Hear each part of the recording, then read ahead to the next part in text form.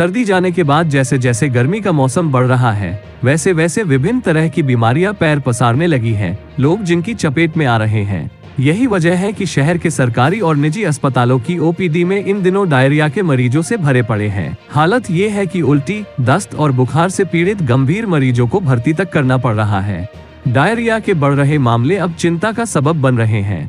अभी तो गर्मी शुरू ही हुई है और डायरिया के मरीजों की संख्या बढ़ने लगी है। अस्पताल की ओपीडी में प्रतिदिन उल्टी, दस्त और बुखार से पीड़ित मरीज इलाज के लिए पहुंच रहे हैं।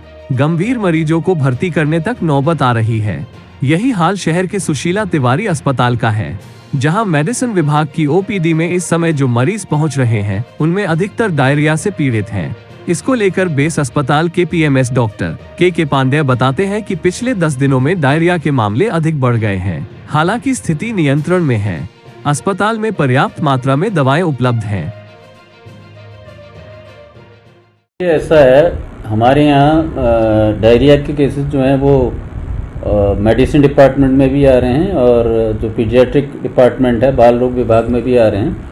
और दोनों ही विभागों में लगभग ये मान के चलें कि 10 से 15 मरीज या 20 मरीज दोनों ही विभागों में प्रतिदिन आ रहे हैं।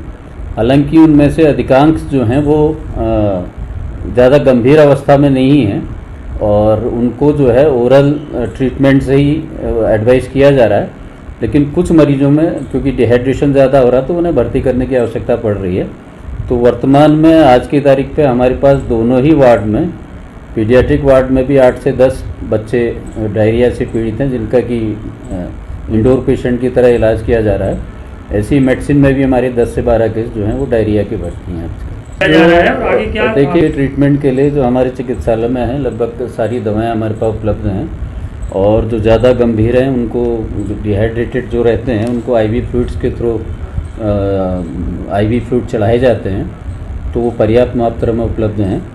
और जो घर में जो दिया जाता है ट्रीटमेंट, उसके लिए भी हमारे पास दवाएं ORS पर्याप्त मात्रा में हैं। और लोगों को यही राय दी जाती है कि गर्मियों में क्योंकि इन्फेक्टिव जो ये डायरिया है, ये फैलने की संभावना ज़्यादा होती है, तो बेसिकली जो डायरिया है इस खाने से ही होता है, सभी लोग जानते हैं। यदि खाने को शुद्ध खाना खाया जाए, ताज़ी खाना खाया जाए, पानी विशेषकर आप उबला हुआ पानी पिएं और बाहर की कोई चीज़ें, बासी चीज़ें न खाएं, तो इस पर जो संभावना होती है वो डायरिया होने की काफ़ी कम हो जाती है।